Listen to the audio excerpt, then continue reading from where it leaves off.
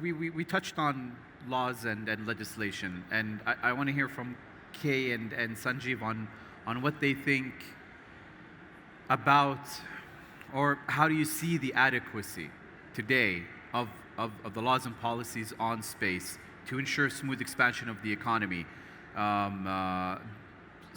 purely because of most of the emerging tech that we're going to be seeing in the future is going to benefit from government and will benefit government as well. So how do you see the progression of, or the speed of adoption of suitable laws and regulations that can keep in line with the pace of the space economy expansion? We can begin with you, Sanjeev. Sure. So we're at an interesting point in which I think we need to separate out global treaties to deal with space and regulation that deals with space. And the reason why I split the two is because I think regulation is going to take longer to come through, and it's going to be a lot more difficult to actually get the right regulation in place. The global treaties, however, will be an opportunity for countries around the world to set a standard of work type level and an agreement in terms of how things are dealt with. And I'll give you an example. We're working on a company right now in which it will be making biomaterial in space. If they launch from America, that material that they're making will benefit humanity a crazy amount because of the type of impact it will have on life sciences. But however, current kind of situation, if they launch from America, only and they have to land in America for that material to be used there.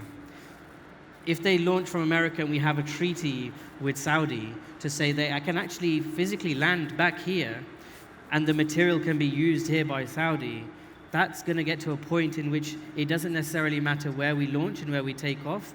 The benefit of those materials, the benefit of that of space, can be done across the world. The regulation part of it is going to become more difficult, in which it is how is that going to be looked after in terms of the actual material, all those different intricacies. And I think, unfortunately, that's going to take longer. Let's do these treaties in place, get things going, get things testing, get things in a pilot position to understand, and then pick out the treaty and pick out the regulation off the learnings from the treaty. Have laws and regulations ever been a deal breaker for an investment? They have. If we have a company based in the Middle East, but they're not able to launch or return back into the Middle East, and their market is going to be the US, their market can't be the US. Yeah. But then there's a company in the US, we're going to have to invest there. Okay. So it's had an impact on investing. And Kai, do you have your 2 cents on that?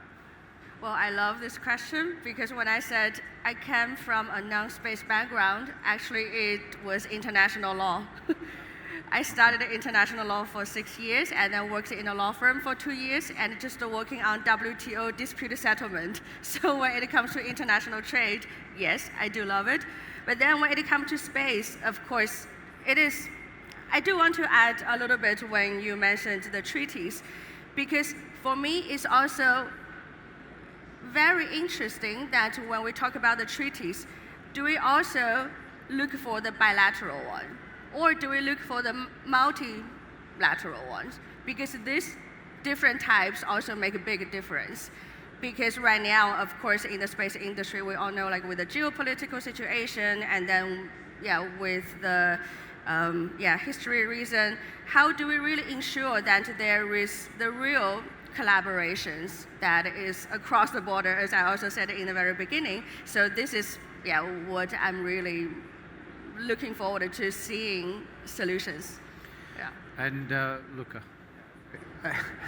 I would like to say that, I'm totally in favor of these international type of agreements. However, I really do think that as of today, it would be probably impossible to reach any of the 5 or 6 treaties that are in force.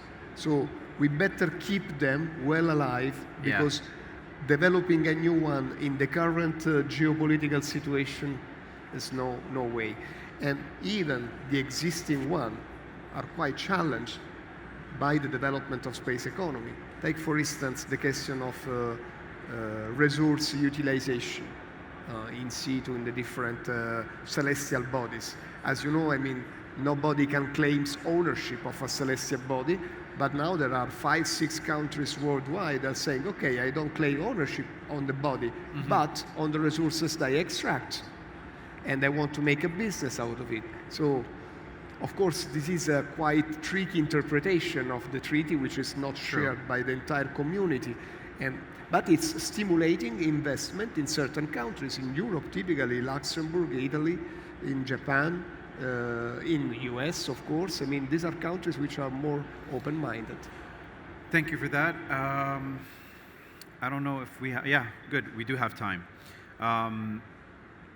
I think how we're going to wrap this up is I would like if each of the panelists can give me what they believe is one of the most important anchors by which the space economy will continue to grow, in your point of view, beginning with Sanjeev and ending with Luca. Bringing down the cost, it's going to come through that. So from launch perspective, once we get costs down even further to where we think currently it could get to, $300 per kg, all of a sudden a lot of different business models make a lot more sense, and it makes it feasible to come and actually work into those sectors. So I think if that's the question, the biggest thing is going to be the cost of launch. Okay. For the space economy to still expand, I think we need to break down the barriers between space and non-space. So that is my answer.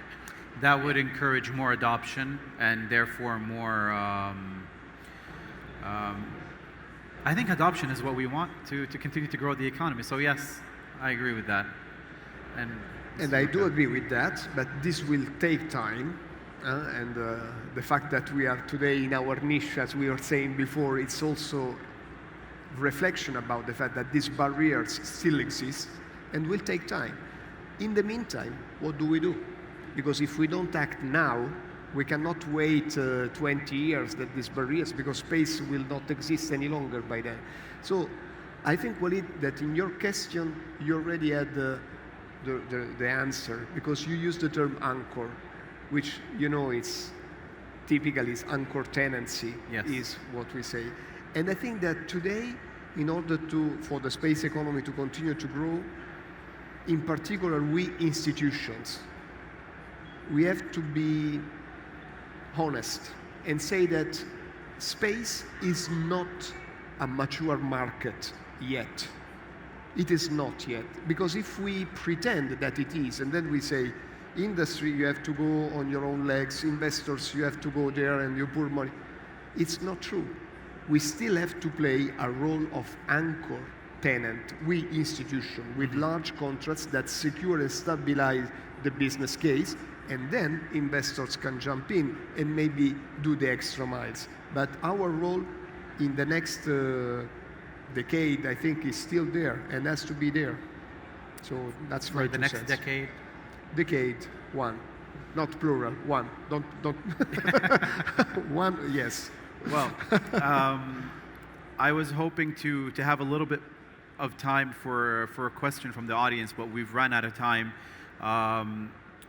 Sanjeev Gordon, a partner and head of capital markets at Type 1 Ventures, Kay Wang, founder of Tim & Chen Fund, and Luca Del Monte, head of commercialization at the European Space Agency. It was an absolute honor and a pleasure to share the stage with you. Thank you very much for your kind participation and valuable input in our panel. And thank you very much for listening.